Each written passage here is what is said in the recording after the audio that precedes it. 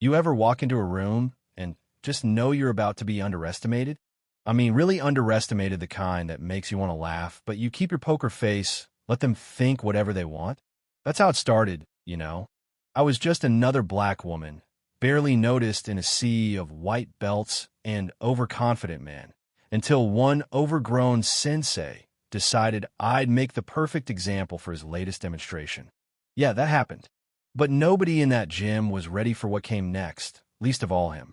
So let me back up a sec, put you in my shoes, autumn light slanting through the windows of the ST. Charles Rec Center, cool air thick with that mix of sweat, sanitizer, and new beginnings. I just come from a small, quiet ceremony for my late husband, James, sitting on his memorial bench, running my fingers across the engraving, trying to find a way forward. My niece Simone, all energy and good intentions, had signed me up for this adult karate class. It'll do you good, Aunt Lena, get you out the house, make you feel alive again. She meant well. Maybe I needed a little kick. Maybe I needed more than that. So here I am, sensible shoes clicking on tile, purse slung over my shoulder, heading for the front desk cart, pounding in a way that has nothing to do with nerves and everything to do with being the only older black woman in a space run by a white sensei who smells like authority and Axe body spray. Simone, clipboard in hand, was all smiles. The desk attendant Barbie with perfect blonde hair gave me that look, you know the one. I ignored it, registered, changed in the locker room, empty, humming with old fluorescent lights, and stepped onto those battered blue mats. The class was mostly men mid-30s and up, their GIs clean, colored belts tied too tight. I found my spot in the back, aware of every sideways glance. Enter Sensei Brian Talamed, 40s, square jaw, black belt tied, so precise it looked painted on. New face, he called, strutting over like he owned the floor. Welcome to the dojo. I said thanks. Lena Battle. His eyebrows flicked up. Battle? Like my name was some sort of challenge. Any relation to Simone? She's my niece. He gave a little nod, then barked, line up. And just like that, we started. Warm-ups, jumping jacks, push-ups that made my arms ache and my pride rise.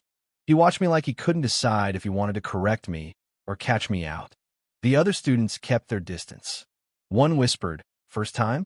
Don't worry, he's tough but fair, right?" Halfway through, a young woman in front of me leaned back. Low voice, "Your form's pretty good for a beginner." I shrugged. University of Missouri, long time ago. Her smile tightened. Yeah, I noticed. The rest of class was a blur.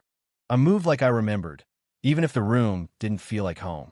Afterward, I sat in my car, journal in my lap, writing about the class, about grief, about that particular kind of respect that's demanded, not earned. Told myself James would want me to stick it out. Try to find my strength again, even if I didn't trust the vibe. Next class, I arrived early. Simone texted, "You got this," but the locker room felt colder. Brian Talon entered exactly on time, radiating control, voice sharp as glass. "Battle, front and center," he said for push-ups. I kept my form tight, even when he told me to slow down, making a show of me for the class. "Interesting form," he said, like it was a joke. Drills, stances, partner work always with me as the example, corrections biting, comments just shy of outright mockery. I held my ground. When class ended, I texted Simone, "Interesting experience." She replied, "You okay?" And for a second, I almost told her no. But I just sat in my car, breathing, tried to shake off the feeling of being under a microscope. The next class, the room was packed. 30 students now, white GIs everywhere. The tension so thick it made my skin itch. "Special treat today," Talon announced, pacing in front of the room. Real-world self-defense. Then, battle up front. My heart tripped, but I stepped forward. "Turn around," he said, and before I could blink, his arm locked around my neck in a textbook rear chokehold. 3 seconds, you lose consciousness, he said to the class. But 3 seconds passed, and he didn't let go. I tapped his arm. Nothing. He squeezed harder, saying, "Sometimes you have to really want it." My vision went black at the edges, lungs burning, the panic so old and familiar I almost laughed. But muscle memory took overdrop weight, shift, elbow back, twist, throw. I heard his body hit the mat, the whole room frozen, his face a picture of rage and humiliation. I walked out, adrenaline shaking in my veins, didn't look back as whispers rippled behind me. In the locker room, he burst in, red-faced, ignoring the sign on the door.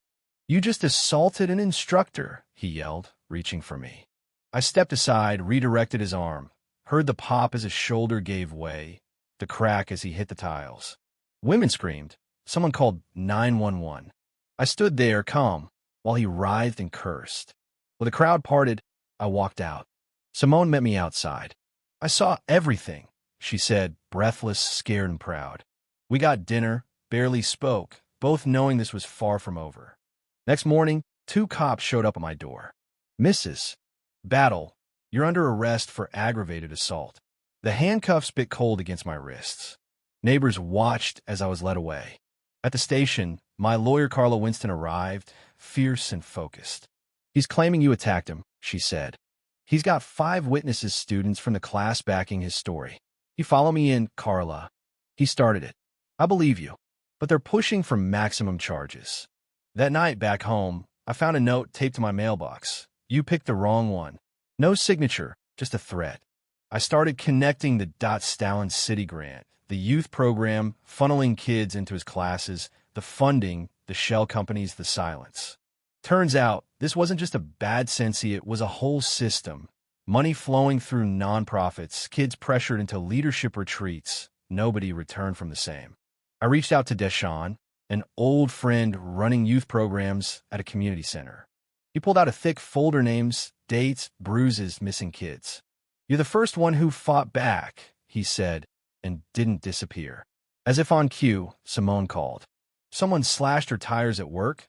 Left a note. Tell your aunt to back off." Late that night, she finally broke down and told me Talon had put her in that same chokehold years ago, locked her in a storage room when she questioned his authority. If I told anyone, he said he'd ruin my life. Her voice shook. When Jaleel, that smart kid from her group, went missing after being sent to Talon's special camp, I knew something was wrong. We recorded her statement. Then I called a meeting, parents, lawyers, reporters, everyone who'd been hurt or lost a child to this system. They poured out their stories. Bruises, nightmares, threats, missing children. Carla filed a class action. Marcus Johnson from the Black Voice ran the story front Pagessity-funded youth program, exposed as abuse ring. Arsonists torched my car, trying to scare us quiet. Instead, we fought louder. Then the real twist, Jaleel was found alive, locked up at a camp run like a prison out in the Ozarks. Dozens of kids there, all from Talon's program. Police raided the place, honest cops for once. The city was forced to investigate. Council members resigned. Talon was arrested outside City Hall, cameras flashing, the whole world watching as the mighty sensei finally tasted real consequences. The headline screamed black belt, broken trust, parents hugged their returned kids, but I knew the work wasn't done.